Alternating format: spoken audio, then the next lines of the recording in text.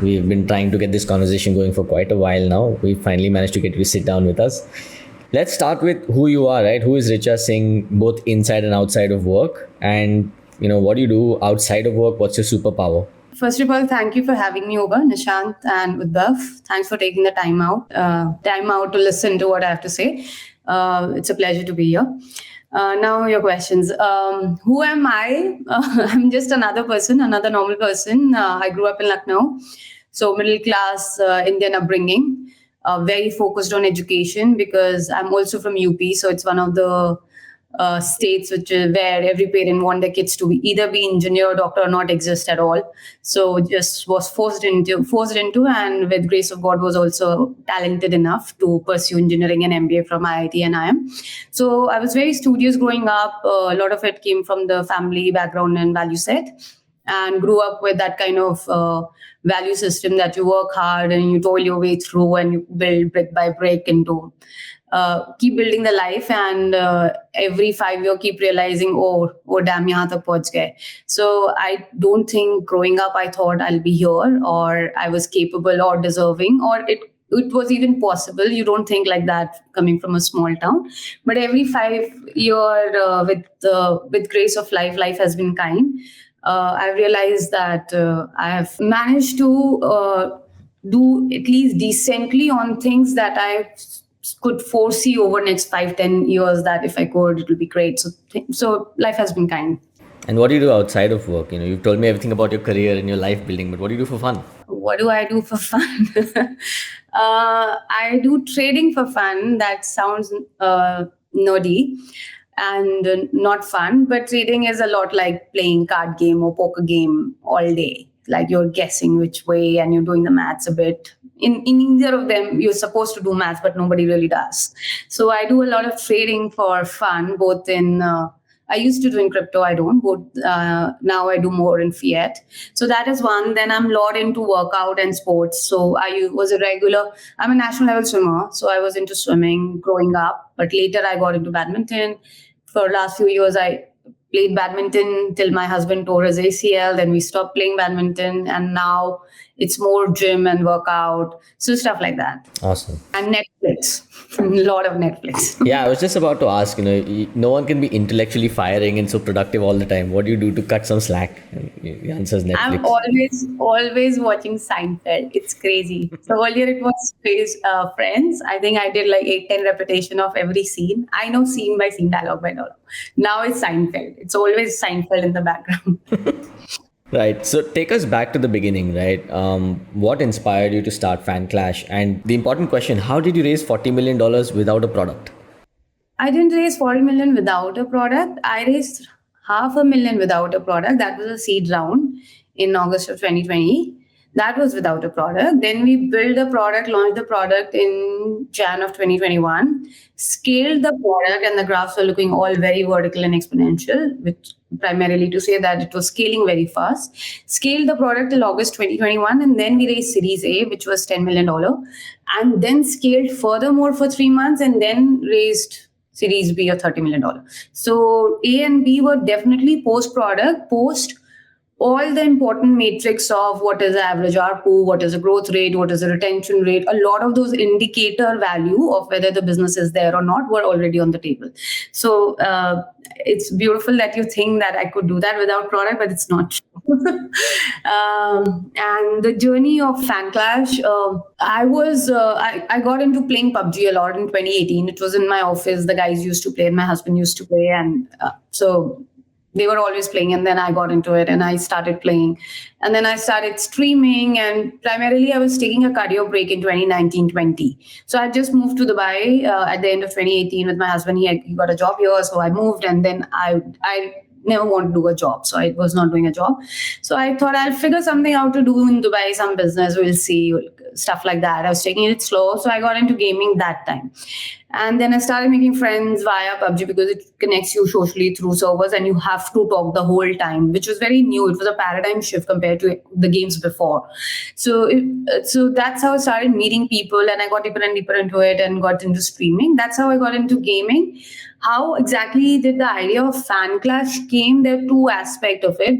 One was that because I was so much into PUBG and gaming that time, a lot of macro sports indicator were looking to be true for video games, which was new in the world. Like I think it was 2018 or 19 Asian Games said that we will include esports as a display event, and then Teeth won it, and then the largest stadium came up, which was an esports stadium, and the bigger and bigger tournaments were happening. Fortnite was super big. I remember 2019 or 20, Fortnite did a massive tournament.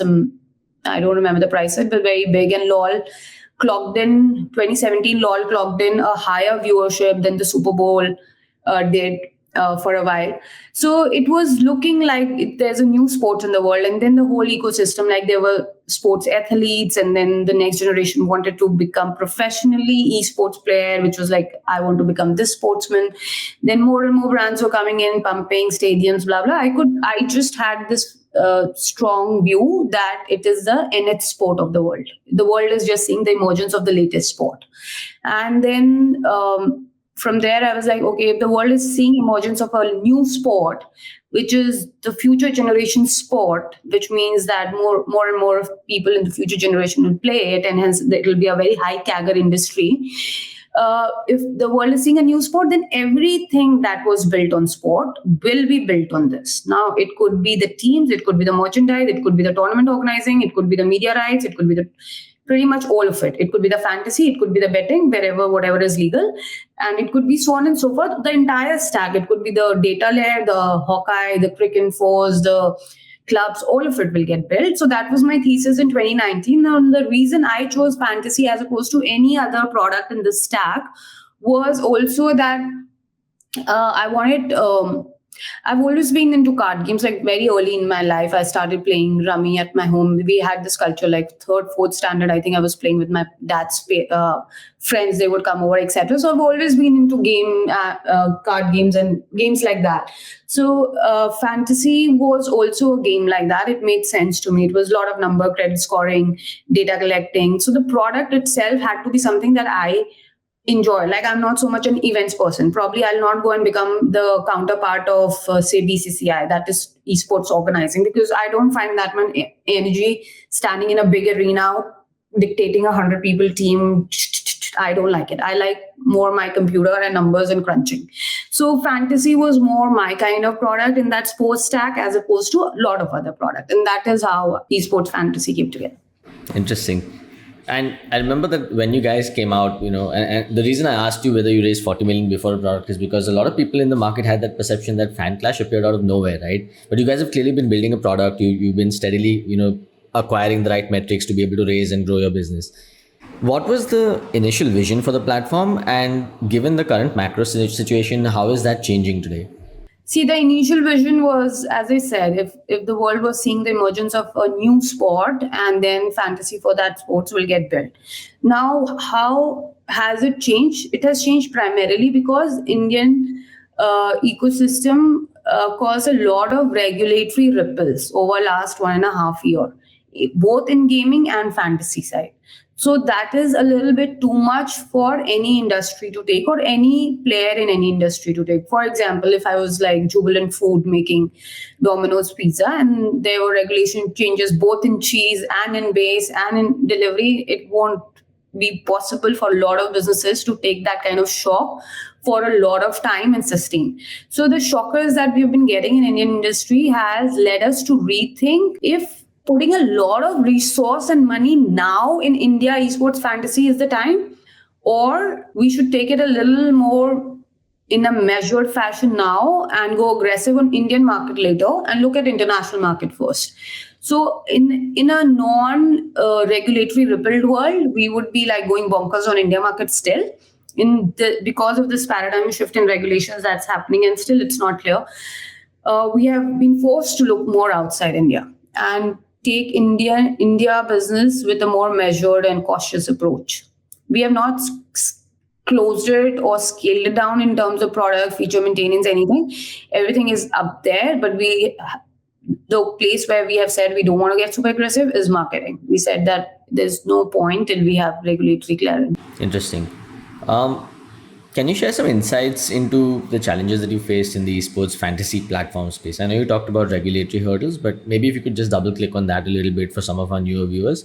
And also maybe talk to us about how that has eventually led to what I understand is a pivot towards international markets and towards B2B solutions. The challenges, of course, one is regulation. I'll just double click on that. Regulation. When we say regulatory challenge, the whole RMG industry in general, RMG includes poker, card games, anything played with money at any point.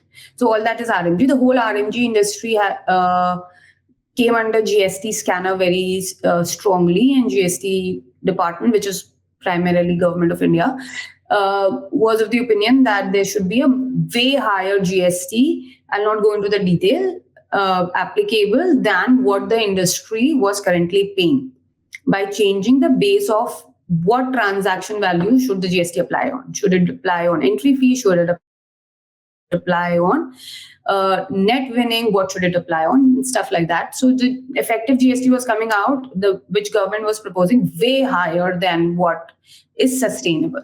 Now they have found a middle path, but still the middle path is also way away from what is sustainable. So it will be sustainable, but it is going in live, I think, from October 1, and it will take us another 6-7 months, including Government of India. They said they'll review after 6-7 months. I think February is when they want to review that. Can companies sustain or not sustain? Right now, it is coming out to be, I think, effective 3-4x higher than what the industry is used to paying. But whether the companies can survive will be seen. The other end of regulatory sword that fell on was on esports because of the whole geopolitical tension that is always there between India and China. A lot of the game companies, I think Tencent pretty much owns directly or indirectly all game publishers of the world, or did until 2 years back. Now people have started diversifying. So a lot of end owner of games which were big in India, which were primarily mobile games such as PUBG, Free Fire, etc. The end owner was always to be located in China. And that was a problem with the government of India with respect to data privacy and data security. And hence they have unbanned these games several times. So now if you think about it in realm of football, say we were in football fantasy, and if the football kept getting banned and unbanned and banned and unbanned, in 2 years, I think we have seen 3 or 4 ban and unban on football, then building a fantasy layer on that, or say IPL gets banned this year, unbanned next year, then unbanned, then ban. You cannot build. Nobody, like there'll be not enough merchandisers, stadiums will not be available because whoever owns the stadium doesn't know if the IPL is going to happen next year. Nobody will keep the facilities open. So if you keep banning and banning the games, a lot of ecosystem just breaks. So that was the other end where esports had to take a lot of hit over last 2 years. All of it started, I think, post-COVID in September 2020, the first set of 13 Chinese apps ban, and then it has only gone downhill from there. So that is the other end. So on the regulation, those were the challenges. Other challenges are how much time do you have? There's just too many challenges, because when you're building anything in a, say, new sport or a new, say you for the first time you're building electric vehicles in the country, so it's like new kind of car is coming out. Now nobody knows what goes into electric vehicles. People don't know how to fit it. People don't know if the battery can blast. People don't know anything. Everything the first set of builders have to learn. So for us it was pretty much like that. We were building esports fantasy and data layer, and fantasy or anything like that needs a lot of maths crunching and algoing. A lot of it was never ever done. Not even the data was collected. So we had to pretty much piece together everything ourselves. So it was quite challenging. We would get credit scores wrong. There would be lineup change at the end moment. Users will go bonkers on us that, oh, I put money, my player didn't play, you didn't tell me, you knew it was announced 4 hours back. Okay, I didn't know. So I'm also learning. So because we were like building EV in the world for the first time, so it was the challenges were immense. You can pretty much imagine any part of the flow of the app, and there were things to learn. I can only imagine, and I completely resonate with the lack of data and structure in esports, right? Even though the industry has been available or active in some form or the other for the last 10 plus years, it is shocking that we don't have structured data for esports just yet. So I understand that this pivot came with a lot of hard decisions, right? And there was a news report that you guys had to lay off about 75% of your staff. That must have been incredibly tough for you. Can you walk us through the thought process of, behind that decision and what lessons you as a founder have learned from? It is incredibly tough. I think it is toughest on the human axis because the market was overall crashing. We had to lay off because of regulatory change, etc. But overall, around April 22, the whole market started crashing. All the unicorns like Unacademy, Byju's, just 22 million, everything started coming down. Swiggy, everywhere. So people were losing jobs. And so if in a downturn you have to lay off, it is even more painful because people will find it very difficult to find a job anywhere else. So it gets, I think, double, triple difficult because A, you have to lose your team, which is very bad. B, you have to lose them in the middle of a crisis. So you also know that it was almost the biggest hit in economy after 2009 when we had to lay off.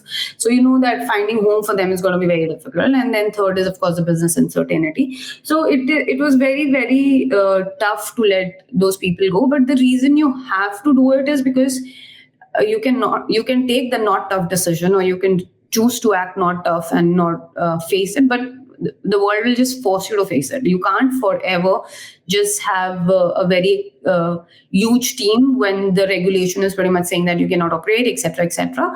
Sooner or later, you'll have to do that. So I think even for us, we tried to extend it out because the ban, I think the BGMI ban and even the GST chaos had started happening late October, November last year. September, July is when the ban happened, and around October is when the GST got very active. A lot of RMG companies started getting notices, including us, etc.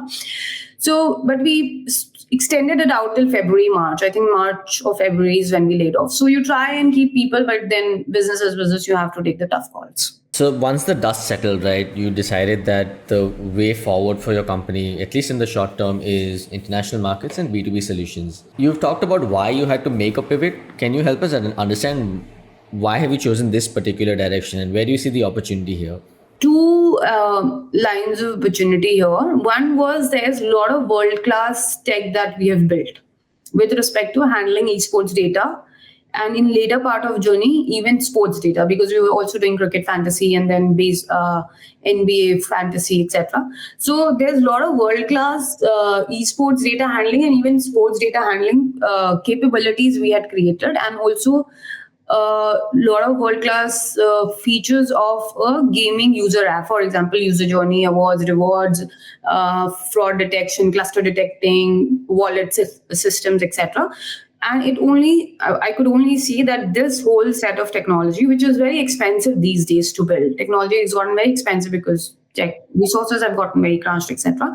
This whole set of technology and value we had created will be valuable to so many people. So just go out and first start selling what you have, than building more stuff, because what you built over 1.5 years was built with a very spectacular team, and it is for a newer industry, and hence there will be people. What happens in newer industries, every day 10 new people are coming up in the world trying to figure out esports data or esports fantasy or betting or whatever. So there will be people looking for these solutions. So pretty much just sell it. It was a no-brainer that you have this, go out and sell it.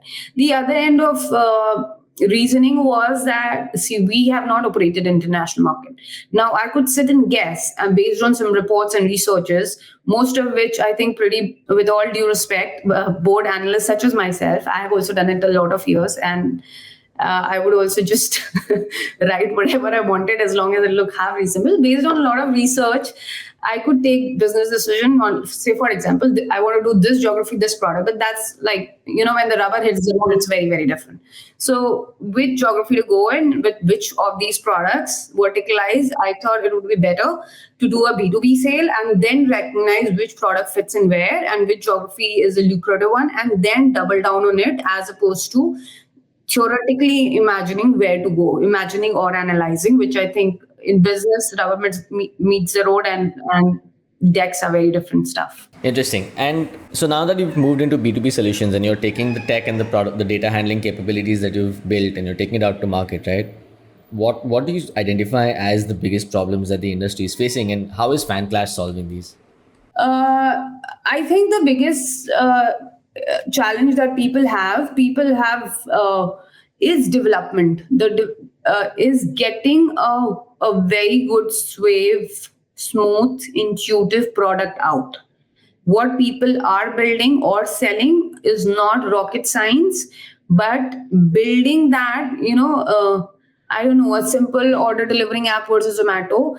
If you just look at Zomato, it will look simple. Oh, restaurant list, oh, food list, oh, you order and you get out. But compare that to any local food restaurant app that tries to do the same thing, it'll be class apart. Now, this differentiation comes from so much that goes into the product building, and it's something that just doesn't meet the eye. You just want to understand what all went into creating a clean, simple flow app. So I think world-class product thinking and product designing for simple tech products is still very missing. So that I find is a very good opportunity. Most people have simple products in mind. It works for their clients, it works for their users, but they just can't produce it out.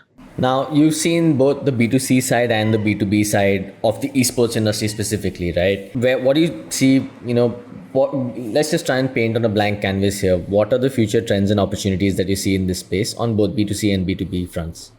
See, it's also varying by the geography, because there's some of the businesses that are not conducive to some of the geographies. But on B2C side, I think the biggest one will continue to be streaming.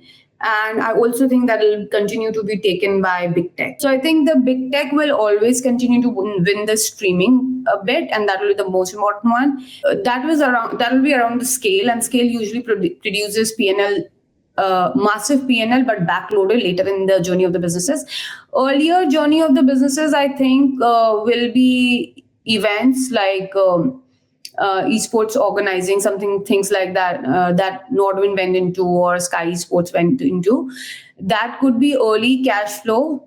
And then a lot of mid, long term, short term, mid-term businesses could be around content and data. They'll produce value, but they will take time. And then there's, of course, the whole gamer and the influencer side of it, like individuals making businesses out of their skill. I think all of this is, other than streaming, even in streaming, B2B and B2C, all of them have B2B components and B2C components. Like there are things you have to buy from different businesses, there are things you're delivering to users, etc.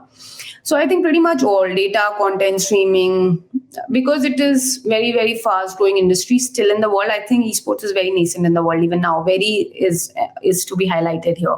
It's not just casually said. It's still a very nascent industry in the world, and the small base effect makes it a very high CAGR industry. So it'll be fast growing. So pretty much all aspects of it should do well. And same on the B2B. You can either provide a content platform, or you can code for a content platform, or you can do digital marketing for the content platform. You can provide any of the services as a B2B. You can do the Sky Esports or Esports tournament masters, Blast, ESL work yourself, or you could provide some services in them, etc. As someone who's also building a business, a small one, right? I understand that there are highs and lows. The highs are super high and the lows are super low, right? We've been knocking on death's door on one day, and then the very next day we're like, wow, we made it. And then again, you're back in that cycle of, are we dying tomorrow? Help me understand your story, right? What are your highs and lows? Do you have any stories or anecdotes that you can share with us through this Fanclash journey? I'm not very impressed with myself in terms of recognizing highs. I don't get very high on any high. So most things are quite flat on that end for me. Like, I think the only point where I get a lot of high is people. I like great teams. I like working with good people, etc. So I'll build good teams, and I take a lot of pride in that. And that makes me very happy to see that I have a world-class team. So that gives me high. But pretty much the more common things like raising a lot of money, etc., I don't think it gives me any kind of high. I only see it as a source of responsibility. Like you have to do so much more. So it doesn't give me a lot of high. It gives me a lot of stress. But team and people, like working together with good, smart people, that is fun. That is high. And then to see the top right graphs is a high. Like you work with team and people, you build something, it works. Like more and more users are using it, you're getting more and more deposit, then that is a high. So those becomes high. The lows are, again, on the low side also, I think I'm quite chopped off on both sides and emotions. On the low side also, I don't get very low, very, very on a lot of things. I think a low would be, say, a death blow to the business in somehow. But in general, on things not going well, everything is okay. It's part of the journey. That's an interesting way to look at it. You seem like a believer in stoicism. Is that something that you actively practice? I think on the work side, not on the personal side. On the personal side, I'm a very emotionally bumpy, not bumpy, like huge, like swing kind of person. On professional side, I'm a very, stoic, you can call. Excellent. As a founder, what advice do you have for other entrepreneurs who may face similar challenges in their startup journey, right? And specifically, I'm referring to things like pivoting and managing layoffs. How do you approach that? What's the advice you give to other founders approaching this? To each her own or his own. I can give whatever advice, but when you find yourself into it, your innate behavior or character leads to the response that you have to the situation. That said, what worked for me or not worked for me, like treating people well has worked very well for me. Because, for example, when we have to lay off 75% of people, it can sometimes cause to a lot of media furor and uproar and people going crazy or writing things here. And I have luckily not have to experience problems on people's side. And I think a lot of that has just come from treating people right. And what is treating people right? It's no rocket science. It's just being transparent, treating all people with respect, like and equal to you. Just because you are, say, X manager and they are Y associate, it doesn't make you above or below anyone. But I've seen very few people being able to keep level-headedness with all people in team by ignoring the ranks. I've not seen it to be a very common thing. So being able to do that has helped me. I don't know, at least from my perspective, it looks like that. Or maybe from the employee's perspective, still looks like, or Richa, some high-headed person who's, I don't know. But from my side, I've tried to do that. And I think people's side, I've been lucky. It has helped. Fundraising side, what advice I could give? It's a mammoth topic altogether. But in general, what works is having a clear vision, and that vision in some time, it could be 3 year, 2 year, 1 year, 5 year, 10 year, should lead to monetary value. Having the ability to show that or articulate that I have this vision and it will lead to profits this year or the 5th year or the 10th year. And this is why I have this vision vis-a-vis the macroeconomics of the world. I think that being able to paint that story and communicate that story, that see the world is going like this and hence this piece needs to be created. So I will create this, and if I create this, then this is how it will generate to profits. And then the smaller questions around, like, how will you hire the team? What will you do? What will be your G team, etc. But I think being able to tell that story and being able to give that vision with clarity is what helps fundraising the most. Of course, the other thing that helps fundraising the most is having a good business that grows well and generates profit. But most of the fundraising happens in early stage startups, which guzzle a lot of money rather than generating revenues and profit. So that part is not usually available to people. So then it becomes to vision and story and clarity. So that is on fundraising, that is on people. I think those are the two very, very important parts of my job.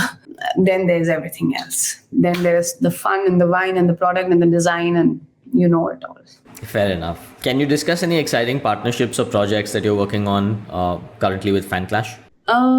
Exciting partnership and projects, I think a bunch of them. So on the B2B side, we are beginning to become a game tech company. So when you become a game tech company, the problems you're solving are the newest in the world. For example, a very simple problem in sports, that a lot of live data and data needs to be live presented on screen along with graphics. Now, it's a very, very simple thing, but it is not that cracked other than for the 1 or 2 leading sports of the world. So trying to get esports to that level of product where on live streaming, you are able to move graphics and get more insightful data, because the whole data system is broken in esports. We have gathered to structure the data, but in general in industry it's not like that, so the product itself is missing. So we find it interesting when people have these kind of product vision that they want to build, but for the lack of data etc they are not able to. So we are able to pitch in very clearly. For example, if the streaming is going on, a lot of people will come to us and they'll be like, I want fantasy, like non-money fantasy, maybe for the most of the organizers because of publisher constraint. I want the fantasy running on the side, and I want this person, if any, like on football, if several broadcasters have streamed that if you click a person or hover a mouse over a person, it'll show that this person has ran 10 kilometers today and blah, blah, blah on this feed. So a lot of those kind of things people want, and it becomes a very, very good opportunity for us. Awesome. Sounds exciting. Last question, Richa. What is your knowledge diet like? How do you keep yourself up to date and upgraded? Any recommended books, podcasts, videos, shows, something that you watch? Internet is the knowledge source that all of us have. So a lot of random reading on internet, nothing very, very systematic. I don't think systematically the latest podcast or whatever I'm following is Berkshire's AGMs, which are 5 hours each. So that's more to do with trading. If you go back to the beginning of the call, trading is fun for me. So I think that is Berkshire's AGM, Berkshire's letters, and on the share trading side, I have a lot of knowledge, things that I like. But other than that, mostly it is internet and random reading. Awesome. Thank you so much for your time, Richa. It's been a real pleasure conversing with you today, and wish you nothing but the best with Fanclash. Thank you so much, Nishant. Thank you for having me. It was a pleasure.